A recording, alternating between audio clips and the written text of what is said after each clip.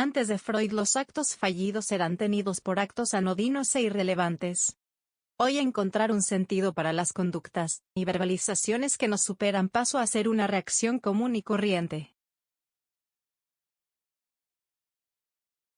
La significación de un acto involuntario estriba en el hecho de que dicho acto es el sustituto de un acto ideal, de una acción imposible que habría tenido que producirse.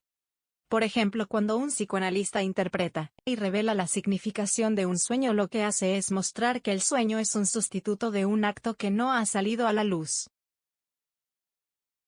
Un acto espontáneo es un acontecimiento que encierra un sentido.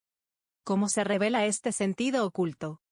Para ello es necesario que el analista enlace dicho acontecimiento a otro acontecimiento antiguo. El analista en una historia va a sustituir el acontecimiento actual con el acontecimiento pasado incumplido. ¿Qué es el sentido? Es referir el acontecimiento de Joy a todos los acontecimientos pasados, y a un hipotético acontecimiento inicial que nunca se produjo. Aclaremos que este acto ideal puede ser tenido no solo por el punto más remoto de nuestra historia, sino también como el punto más distante, en el horizonte. Sea el más antiguo en el pasado o el más esperado en el futuro, el acontecimiento ideal constituye el acto incumplido del que todos nuestros actos involuntarios son sustitutos. Así pues, nuestros actos involuntarios tienen un sentido producido por su sustitución a un ideal que no se cumplió. ¿Cuál es el contenido del sentido oculto de nuestros actos? La respuesta a esta pregunta constituye el gran descubrimiento del psicoanálisis. ¿Qué dice? Que la significación de nuestros actos fallidos es una significación sexual. ¿Por qué sexual? Porque el sentido de nuestros actos es un sentido sexual, porque la fuente y la meta de las tendencias pulsionales son sexuales, es decir, que la fuente es una representante pulsional cuyo contenido corresponde a una región del cuerpo muy sensible y sexualmente excitable, la cual se llama zona erógena. En cuanto a la meta, el placer perfecto de una perfecta unión entre los dos sexos, es el incesto. Las pulsiones sexuales son múltiples, ellas pueblan el territorio del subconsciente, y su existencia se remonta desde el estado embrionario y cesan únicamente en la muerte.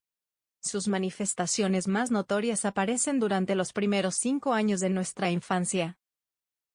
Freud separa la pulsión sexual en la fuente donde brota, zona erógena, la fuerza que la mueve, la meta que la atrae. La pulsión se sirve de un objeto por medio del cual intenta alcanzar su meta ideal. En el psicoanálisis, el concepto de sexual reviste una aceptación mucho más amplia que la de genital. En el psicoanálisis llamamos sexual a toda conducta que a partir de una región erógena del cuerpo y asentándose sobre un fantasma, objeto fantasmatizado, procura cierto tipo de placer.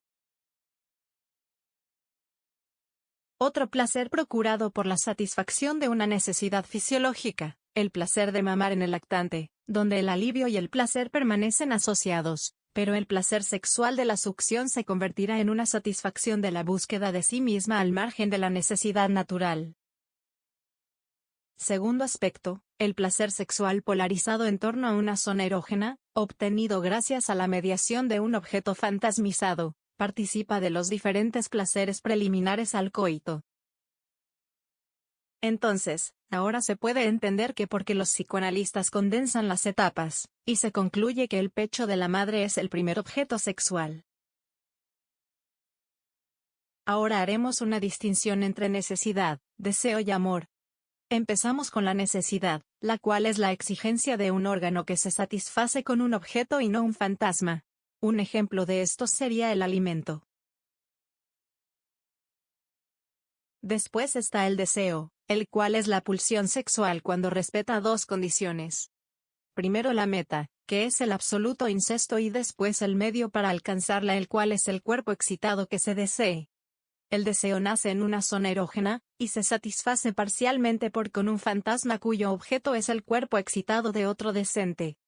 Además, el apego al otro deseo equivale al apego a un objeto fantasmizado, y este es polarizado alrededor de una zona erógena situada en el cuerpo de otro. Finalmente está el amor, el cual es un apego al otro pero tiene un carácter global y no tiene una zona erógena definida. Estos tres estados se juntan y se confunden entre sí en una relación amorosa. Los tres destinos principales de las pulsiones sexuales: represión, sublimación y fantasma, y el concepto del narcisismo. La represión es una fuerza o una pulsión del yo. Existen los grupos de pulsiones opuestas, el grupo de las funciones que atienden a las descargas llamadas pulsiones sexuales, y el grupo de las pulsiones que se oponen a estas llamadas pulsiones del yo. La pulsión sexual persigue el placer sexual absoluto, mientras que la pulsión del yo represora exponen. El resultado de este conflicto consiste precisamente en aquel placer derivado y parcial que hemos denominado placer sexual. El destino de las pulsiones sexuales será siempre el mismo. Están condenadas a encontrar en el camino de su meta ideal el escollo de las pulsiones del yo, es decir, el obstáculo de la represión. Además de la represión, el yo opone otros dos escollos a las pulsiones sexuales: la sublimación y el fantasma. La primera es la sublimación, la cual consiste en desviar el trayecto de la pulsión cambiando su meta. Esto consiste en el reemplazo de la meta sexual ideal, es decir, lo incesto, por otra meta no sexual pero valorada socialmente. Las realizaciones culturales y artísticas, las relaciones de cariño de padres e hijos son expresiones sociales de las pulsiones sexuales desviadas de su meta virtual. La amistad, es un ejemplo, es alimentada por la pulsión sexual desviada hacia una meta social. Ahora, ¿de qué trata el concepto del narcisismo? Es el estado singular del yo cuando toma lugar de objeto sexual, y se hace amar y desear por la pulsión sexual. Es una torsión y gesto esencial del yo, que le permite transformar al amado real en objetivo fantasmatizado. Otras cosas impuestos por el yo es más complicado. Pero comprender su mecanismo nos permitirá explicar la razón por la que los objetos con los que la pulsión sexual obtiene placer sexual son objetos fantasmatizados y no objetos reales. La treta del yo se divide en 6 etapas. La primera de las etapas es imaginar una relación afectiva con alguien que nos atrae. Supongamos que esta persona sea el objeto real hacia el que la pulsión sexual se orienta. Número 2. Nosotros incorporamos a esa persona poco a poco dentro de nosotros, y la transformamos en una parte de nosotros mismos. Número 3. Ahora que el ser amado está en nuestro interior, lo tratamos con amor más poderoso, aunque el que le dedicamos cuando era real, y esto es amar al otro, es siempre amarse a sí mismo.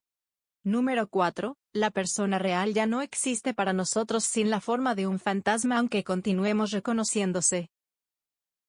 Número 5. La relación se ve como un fantasma que aplica la semilla de la pulsión, y procura un placer que nos une a la calificadora de sexual en sentido amplio. Número 6. Todas nuestras relaciones afectivas, amor de transferencia, todas estas relaciones se ajustan a los moldes fantasma. Gracias por su atención.